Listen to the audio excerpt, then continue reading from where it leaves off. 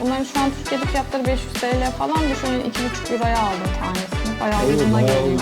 Ayakkabının fiyatı 3600 TL'ye geliyor. Onun üstüne de bir %10'luk tax free. Flying Tiger'da çok indirimli şeyler yakalamıştık. Ülke bazında tax free limitleri değişiyor açıkçası. İnternetten bulursam eğer buraya bir yere bulduğum ülkeleri yapıştırırım. Ama bunlar 5 euro. Türkiye'de indirimsiz fiyatı 429 TL. Bunu zaten çok uygun almıştık. Onu da böyle 2,5-2,800 bandına almıştım. Aa evet. Onu niye getirmedim buraya? Evet arkadaşlar, herkese selamlar. Selamlar.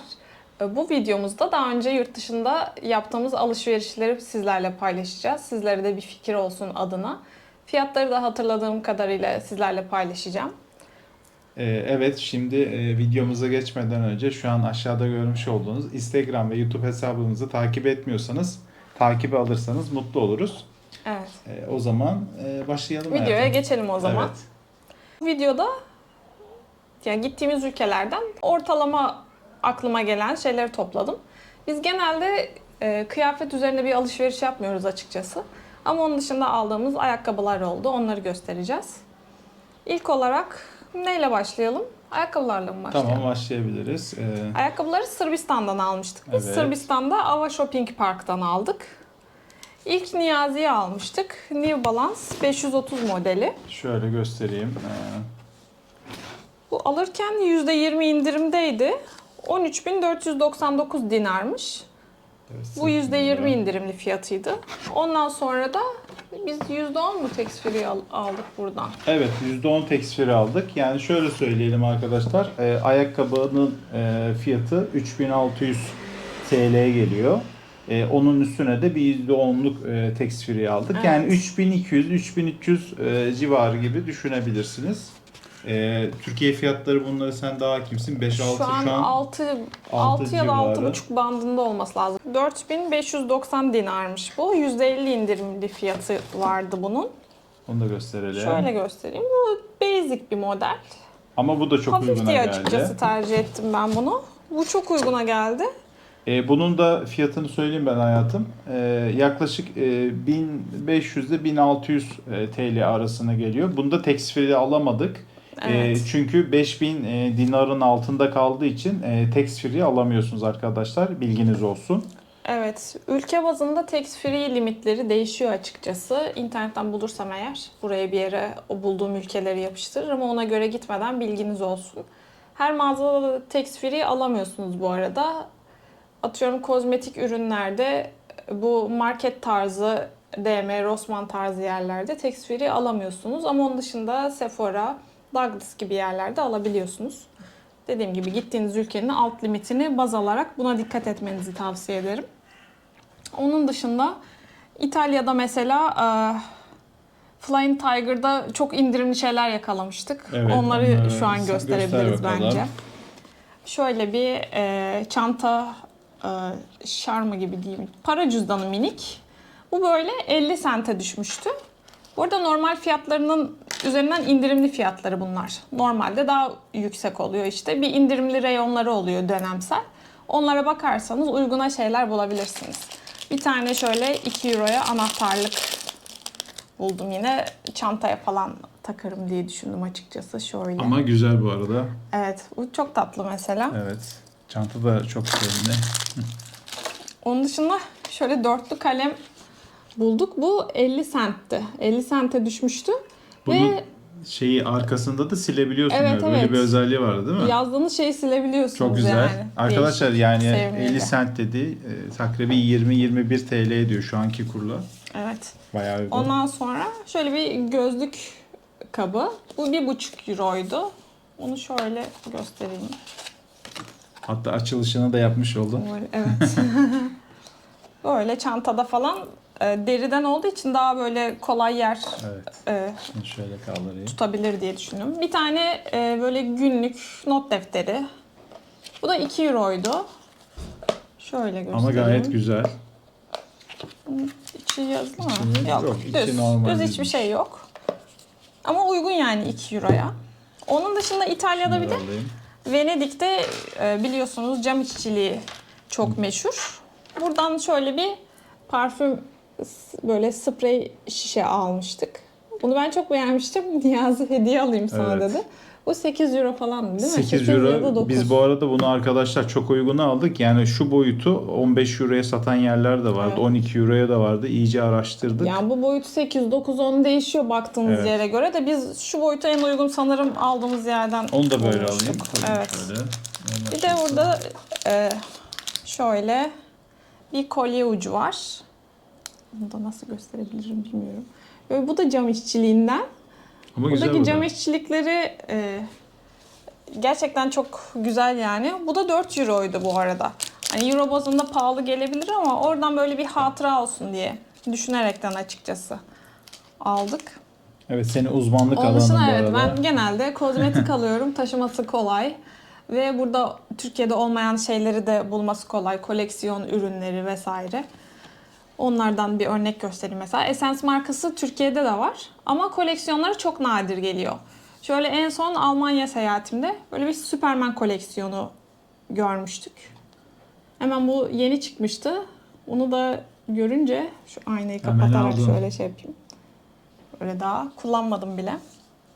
Bu ne kadardı? 10 euroydu. Bir de şöyle bir şey var. Rossmann'ın ben Almanya'daki uygulamasını indiriyorum yani. Uygulamayı indirip üye oldum. Uygulama içerisinde belirli dönemlerde kuponlar veriyor size. O kuponları da kasada aktive edebiliyorsunuz. Mesela Essence ürünlerinde atıyorum bir ara %20 kupon vardı. Bazen de tüm ürünlerde %10 kupon oluyor. Bunu mesela %10'la aldım galiba. Yanına tabii birkaç bir şey daha ekleyince uyguna geliyor. Onun dışında bunu Bunu Rossmann kaldırayım. ya da DM'den almıştım. Dursun burada. Yine Tamam. Rossmann ve DM'de bulabileceğiniz markalardan gideyim ben. Şöyle Catrice'in lip balmları. Şunu severek kullandım. Bu 030 numarası. Yani bunlar çok güzel. Hem lip balm hem ruj gibi. Bunlar ne kadardı? 3 euro mu? 2,80 de olabilir. Emin değilim. Bu tarz uygun fiyatlı kozmetiklere bakabilirsiniz. Yine Catrice'den şöyle bir gözaltı kapatıcısı. Bu 5 euroydu galiba yanlış hatırlamıyorsam. Evet, bunlardan bayağı alıyordum Ha, bu 4 euro arada. pardon. Bunlardan çevremde isteyenler de oldu. olduğu için. Bundan birkaç tane aldım o şekilde. Onun dışında bu da yine Catrice'in Superman koleksiyonu. Essence'le aynı zamanda çıkmıştı. Böyle bir tarafı krem allık, bir tarafı da toz allık. Bu 5,5 euro falandı. Onun dışında yine Essence'in şöyle bir koleksiyon ürünü. Bu böyle sabitleyici pudra. Şöyle içerisinde bir de pufu var. Essence'in yine Superman koleksiyonunda şöyle kalemler aldım. Göz kalemi.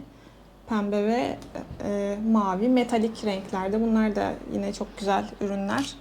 Bunun benzeri yine Essence'de normal koleksiyonda vardı. Şöyle bunlar kromatik kalemler. Şu sarı olanın pembe yansımaları var. Genelde göz içine falan sürüyorum, göz pınarlarına. Çok güzel aydınlatıcı etkisi var. Bunları da görürseniz mutlaka almanızı tavsiye ederim. Evet, yine Catrice'in böyle kromatik farları. Ya burada Türkiye'de pahalı bu tarz ürünler. Böyle likit far. Yani bayağı parlak. Bu da kalıcı serideydi. Bunlara bakabilirsiniz. Yine Catrice'in o tarz böyle minik farları. Böyle şu parmağımdan görünüyor mu bilmiyorum da böyle yansımalı oluyor bunlar. Bunlar 5 euro falandı adet başı, öyle düşünebilirsiniz. Şöyle Catrice'in yine likit kontürü. Bu da 5,5 euroydu sanırım. Şöyle Catrice'in koleksiyon ürünü aydınlatıcı. Bu da şeye benziyor. Rare Beauty'nin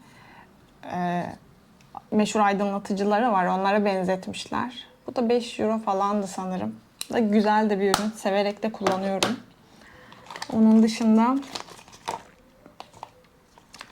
yine Rossmann'larda ve Douglas'larda bulabileceğiniz Elf Kozmetik'in şöyle dudak kalemleri. Bunlar ne kadardı? Bunlar da 3 euroya yakındı. Ya 2,5 ya 3 euro. Onun dışında Catrice'in yine göz kalemleri. Böyle kahvesi ve mürdüm rengi almışım. Bunlar bayağı kalıcı. Bunları da tavsiye ederim ve fiyatı oldukça uygundu. 1,89 falandı galiba euro bazında. Ondan sonra NYX'in bu dudak kalemleri Rossmann'da 2,5 euroydu galiba. DM'de 3 euro olabilir bunlar. Bunlar Türkiye'de bayağı pahalı. Normal şu seriden, işte şurada kafi rengiymiş. Diğeri de nude 5. Türkiye'de olmayan renkleri de mevcut. Bunların şu an Türkiye'de fiyatları 500 TL falan. Düşünün 2,5 euroya aldım tanesini. Bayağı uyguna bayağı geliyor. uygun. Çok Evet. uygun. Ama NYX'in sadece bu dudak kalemlerinde böyle bir fiyat farkı var. Diğer ürünlerinde yoktu mesela. Onun dışında yine Elf'in şöyle dudak yağları. Bunlar bayağı TikTok'ta falan viral olan ürünler. Şu ışıltılı. Bu da normal. Bunlar 9 euro tabii. Bunlar Elf ürünleri bir tık daha pahalı. Ama işte Rossmann'da kuponlarınız varsa, Douglas'ta da var bu arada Elf ürünleri. Oradan da bakabilirsiniz ama her mağazasında olmuyor. Bunlar bazen online'da falan daha çok satılıyor. Ondan sonra Catrice'in şöyle bir aydınlatıcısını almışım yine. Bunu far olarak kullanırım diye aldım. Bu 6 euro falandı ama bunu İtalya'dan aldım. İtalya'da bu Catrice ve Essence ürünlerini bulabileceğiniz mağazalar çok kısıtlı. Bu DM'den hani 3-4 şehirde var. Roma'da falan yok mesela. O yüzden gittiğinizde bu OVS mağazaları var. İçinde kıyafet de satılıyor. Her şey satılıyor. Ben biraz geç keşfettim ama orada da bunların standları var ve başka bir sürü kozmetik ürünü de var. Mesela Kore kozmetiği vardı. Şöyle Laka diye bir marka var. Bunun farını aldım. Bu tabii bu 10 euro falandan. Bunu nereden almış? Aynı Bunu tondan. Bolonya'dan aldım. Bolonya'dan mı aldın? Bolonya'dan aldım. İtalya. Şöyle göstereyim. Şunun kapağını açıp. O kadar güzel ışıltısı var ki bunun. Şöyle bilmiyorum ışıltı yansıyor mu şu an gündüz ışığı gerçi ama. Bu çok güzeldi. Evet, bu demin gösterdiğim fara benzer Elf'in de farları var böyle ışıl ışıl. Bunlar yeni çıktı hatta. Bunları da tam yakaladım ben. Almanya'dan almıştım. Şöyle. Bunlar inanılmaz parıltılı farlar.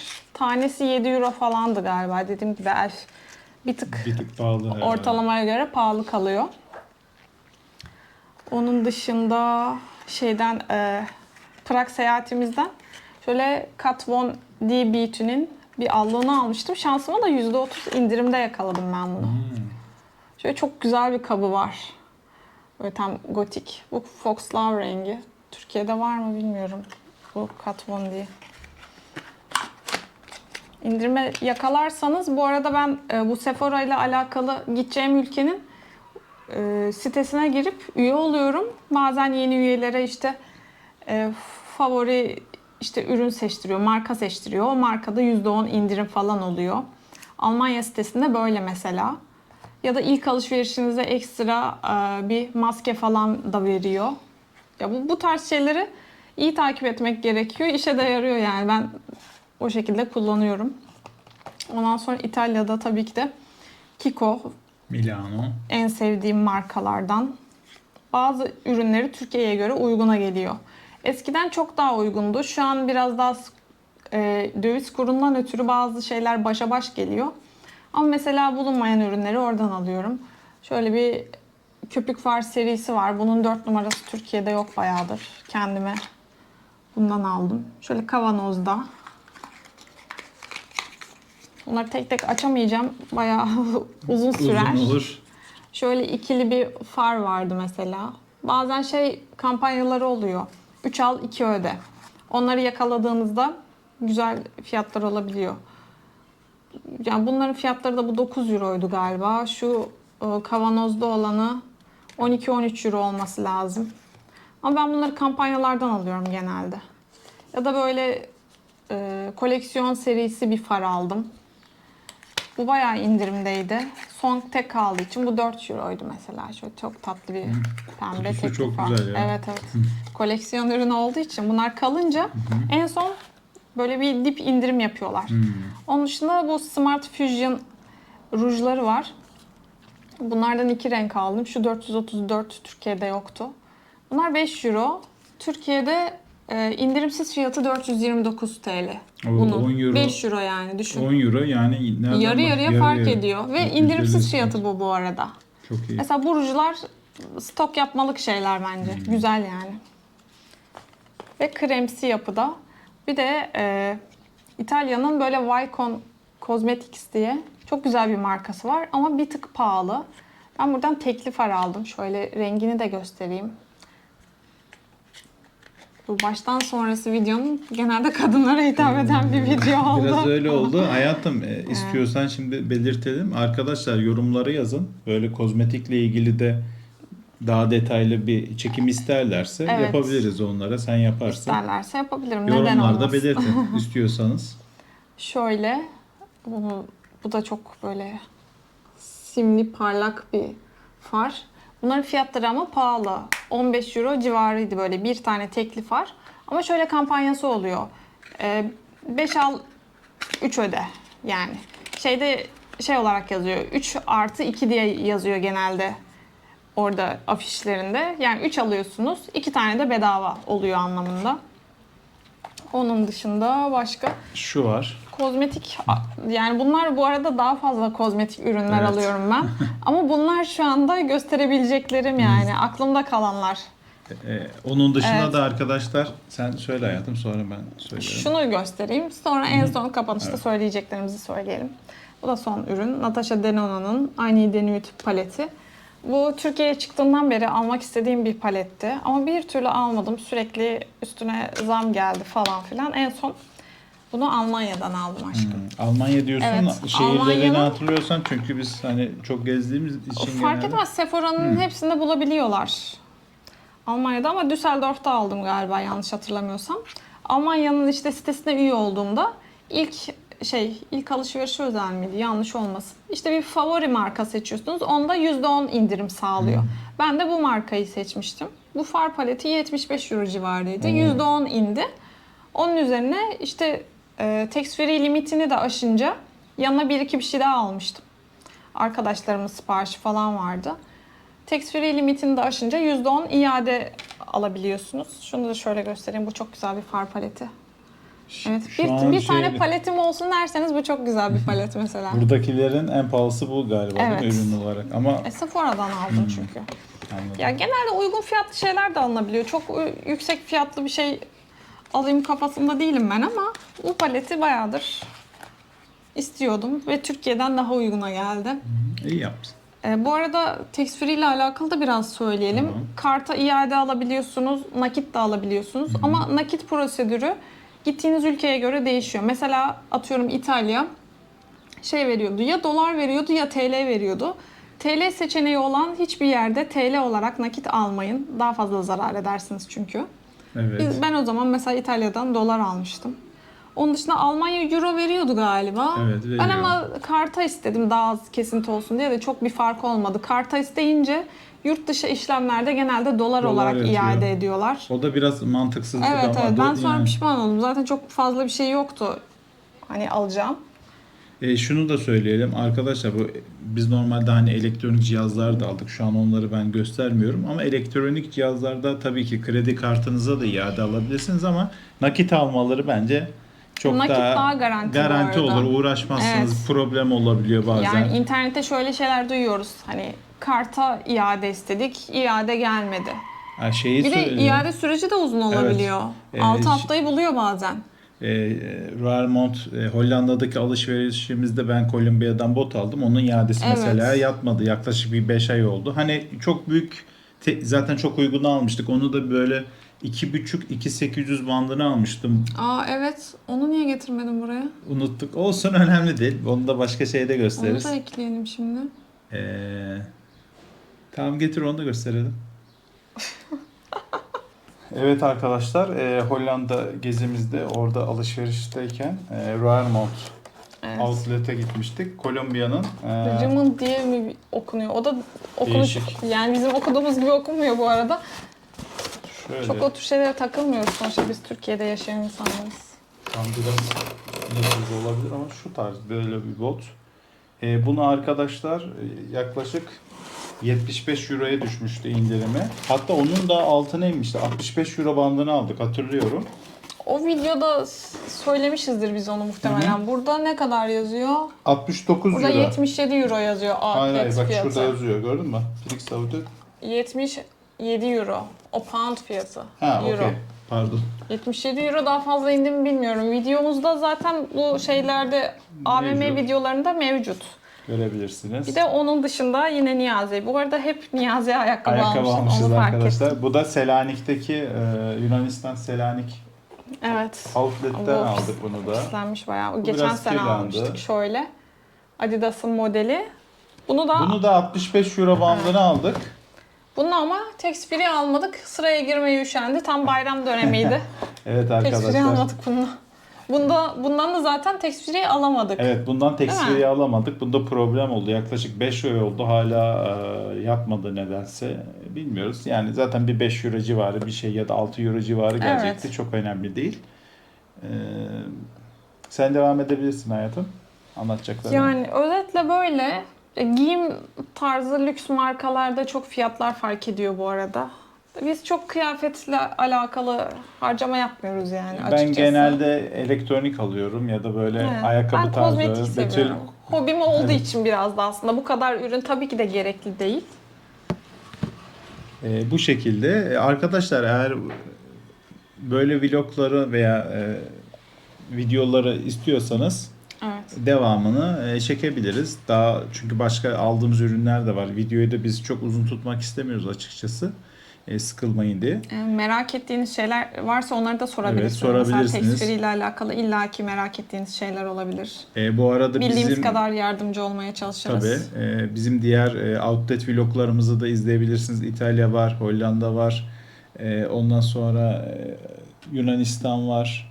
Belgrad var. O vloglarımıza da bakabilirsiniz. Onun dışında da zaten gezi vlogları da çekiyoruz. Onları da vaktiniz varsa izlerseniz mutlu oluruz. Söylemek istediğim bir şey var mı hayatım? Son olarak. Yok, hayır. Ya aslında buralar eksik tabii. Şu an aklıma Çok mesela eksik. Primark'tan aldığım bluzlar geliyor. 2 Seni euroya.